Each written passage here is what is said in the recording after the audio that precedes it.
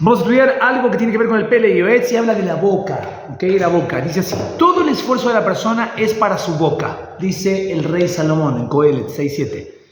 Lo que fue explicado por nuestros sabios, de bendita memoria, es que todas las mitzvot y buenos hechos que la persona haga, así como su esfuerzo en el estudio de la Torá, no serán suficientes para contrarrestar lo que transgrede con su boca. Impresionante esto. También está escrito: quien cuida su boca y su lengua, cuida su alma de sufrimientos. La muerte y la vida están en manos de la lengua. ¿Okay? Hay muchas transgresiones que dependen de la boca. Prohibiciones que tristemente han sido pisoteadas por la gente, llegándoles a parecer permitidas, tales como, conocemos típicos, la lashon hara, hablar negativamente de otros, adulación, burlas, obscenidades, mentiras, juramentos en vano, mencionar el nombre de Dios de forma vana, y como estas muchas otras más. Siendo la peor, hablar cosas vanas. Impresionante. El que transgrede esto no piensa que peca. En realidad son transgresiones graves, como está explícito en las palabras de nuestros sabios, de bendita memoria, y sobre varias de las cuales ya hablamos bajo los títulos correspondientes. Estamos dimensionando en este momento algo que parece que es muy significante o algo inocente, y sin embargo nuestra boca es tremendamente potente. Aprendamos de lo que fue dicho con respecto a hablar cosas vanas. Dice en el Midrash, quiero aclarar que todo lo que viene ahora, si no nos ponemos cinturón de seguridad, entonces es fuerte.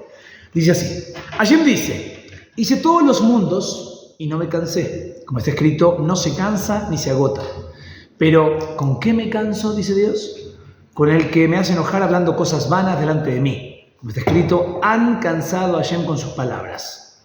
Todo esto obviamente hay que contextualizar, todo ese tipo de cosas, pero lo que está detrás, en el fondo, nuevamente, Dios no se cansa. Okay, tampoco se puede cansar un ser todopoderoso, sí, omnisciente, omnipotente. Pero lo que nos está queriendo hablar en nuestro lenguaje de seres humanos es que hay ciertas cosas como que agotan. Es como que tenés una persona que te está una y otra vez así fastidiando, exacto, y decís, ya, basta, córtala. Entonces es como, a pesar de que Dios no se cansa, pero es como si fuera, es como que te está diciendo, para de hablar tonteras que no tienen nada que ver. Si esto fue dicho con respecto a palabras vanas, con cuánta más razón se aplica cuando se le unen a estas palabras otras prohibiciones. Seguro que esto es muy grave. Es como las cuerdas gruesas de una carreta, es decir, que ya no es un pecado menor que es comparado a un cabello, sino que es algo más grave. Todo sensible debe acongojarse y dolerle el corazón por lo siguiente: ¿cómo es posible que se olvidan de todo esto que está prohibido?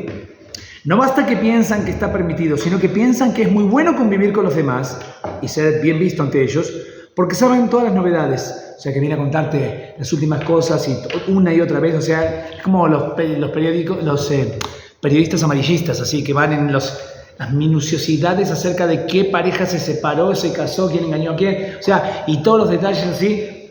¿Qué importa? O sea, ¿qué tiene que ver? Así. Entonces, dice, curiosamente, como nos acostumbramos tanto a esto y parece que fuera parte del deporte, entonces mencionan acá que a una persona así la seguirán y su casa estará ampliamente abierta para recibir a sus invitados. Los sábados por la noche la casa se llenará de humo de cigarrillos y de café.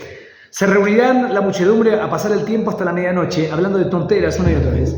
Y cuando se terminan todas las noticias y se quedan callados dicen: ¿a qué se debe este silencio?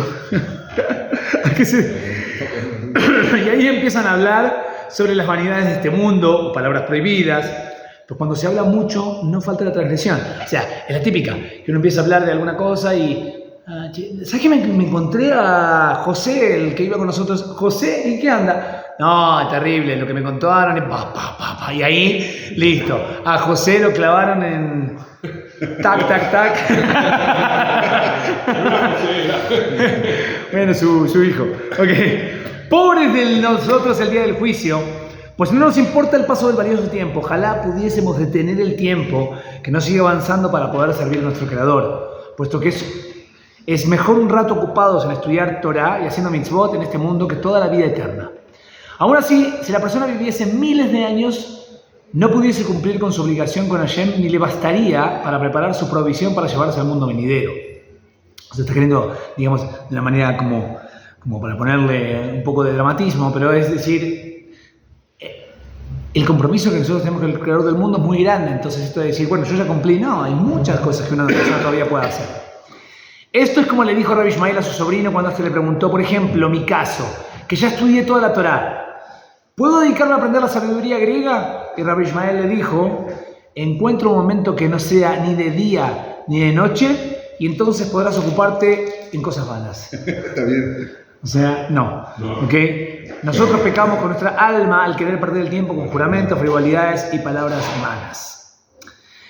Si el individuo dijese, ¿quién puede tomar un libro inmediatamente acabando Shabbat sin dedicarse a hablar y solo ocuparse de Torah y demás cosas positivas? No existe tal cosa. Digamos, una persona podría afirmar, ya está, ya estuve en Shabbat, ya hice cosas, ¿qué quieren de mí?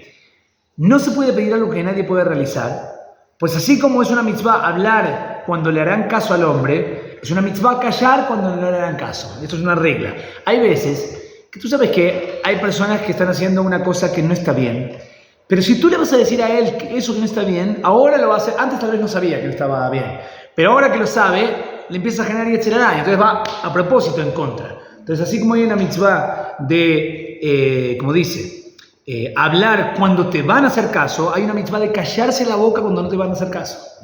¿Entendés? Hay cosas que sabes, que le vas a decir algo a tu hijo, a tu esposa, una cosa así, y sabes que esto va a generar una bomba atómica, como decimos en Argentina, musarela, musa, no decís nada, no digas nada, porque esto va a ser muy negativo. Entonces dice lo siguiente, entonces responderé como lo hizo el sabio, hablaré para 100, o sea, aún si solo 100 me hacen caso, me basta, si no, solo para 10, si no, para uno solo, y si no, para mí mismo.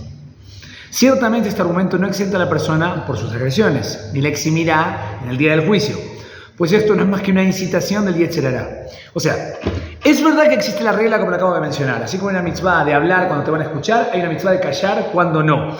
Pero muchos de nosotros pecamos, y ahora sí por primera vez pongo la palabra desde mi boca, pecamos en que ni siquiera nos animamos a decir una cosa porque quizás, digamos, la persona no me va a escuchar. Y la verdad que en mi experiencia, yo soy de los que más me cuido en esta parte de no decir cosas así, pero me he dado cuenta, escuchando de otros, así, que a veces dicen, y sí impacta a la persona esto. Dices, como, ¿por qué no me lo dijeron? Ojalá hubiera sabido esto. Entonces hay que medirlo, digamos, hay que saber cómo presentar el mensaje que tú quieres decir. Y cuando se trata de ayudar al otro, no por mi ego, no porque quiero que todos hagan mi voluntad. Pero la idea es que si yo estoy pensando porque nadie me va a escuchar, mejor, bueno, al final háblate a ti entonces. A ti. Tú tienes que saber que repítelo a ti mismo, ¿no? Tengo que dejar de hablar en la tefilá, o podría concentrarme más en la tefilá, o tal cosa. Así, hacernos a nosotros mismos el favor. Si la persona dijese, ¿acaso no hemos visto muchos tzadikim y grandes jajamim que hablan cosas vanas y similares como yo? Se le puede contestar, no te metas con los sabios, pues ellos saben lo que hacen. Nosotros debemos aferrarnos a las palabras de nuestros santos jajamim de bendita memoria, que son verídicas. Cuán bueno y agradable es reunirse durante los tiempos libres. Cuenta la Gemara un caso muy impresionante, que se cuenta en otros contextos, pero esto es impresionante, donde había un talmid que se ocultó debajo de la cama de su rabino. Esas son las cosas que enseñan, una cosa impresionante. Y este rabino era una persona que cuidaba cada palabra que decía. No existían palabras vanas en absoluto. No te iba a hablar de fútbol, ni del intento de asesinato de Trump. No te iba a hablar de ninguna cosa que no sea Torah. Pero en el momento que estaba con su señora, en el momento antes de la intimidad, empezaba a hablarle a ella y tiraba palabras así como, no estamos hablando de palabras vulgares, pero sí como cosas que esto no se escuchaba nunca jamás en todas las dinámicas que tenían con este rabino, nunca como de hablarle cosas bonitas una y otra vez, como seducirla, digamos, encantar a su esposa. Entonces, el alumno que está escondido de la cama le dice, rabino, parece que usted no hubiera comido hace mucho tiempo, una cosa así. Y el rabino le dice, pero ¿qué haces ahí? ¿Qué te pasa? ¿Hasta acá? ¿Me estás siguiendo? Dice, esto es Torah y viene a aprender también. Yo quiero saber cómo un rabino se conduce, digamos, de este calibre, en la parte... Eso también es Torah, no es que Torah es solamente en la sinagoga o en los tiempos que tengo de estudio. Torah es cuando tú sales y cuando vas a la comer y cuando vas a mirar el partido de fútbol, si vas a gritar como el Tano Pazman o vas a decir, caray, no fue gol, etcétera. Entonces, conoces al Tano Pazman, ¿no? Le metieron 4 a las Chivas ayer. Así es, entonces miren lo que dice acá. Entonces, cuán bueno y agradable es reunirse durante los tiempos libres en la casa del Jajam o de aquel que puede enseñarles a los demás para instruirlos con palabras de Torah o Gemara y que les relaten historias de las que pueden aprender, grandes enseñanzas de las maravillas de Dios para temer y amar a Dios, así como demás beneficios. Las palabras del sabio son importantes y hallarán gracia ante los ojos del Todopoderoso y de la persona. Entonces acá nosotros tenemos que aprender que tenemos que utilizar, tratar de nivelar, y por eso cada vez que hay invitación que nosotros tenemos al Shul, no solamente para hacer la tefilá, por eso es importante también las palabras que decimos después de la tefilá, porque en la parte de la tefilá cada uno se lleva su propia experiencia personal, pero después tratamos de que sea una experiencia también comunal, además de que la tefilá es una experiencia comunal, pero que nos llevemos cosas para pensar, para llevarnos en la vida, mencionamos anteriormente el tema de los tefilim, si se caen, esta señal de que Dios te está mandando una señal a través de un instrumento de Kedushá, que se cae del piso para despertarnos. Estamos escuchándonos ahora con el tema de las palabras.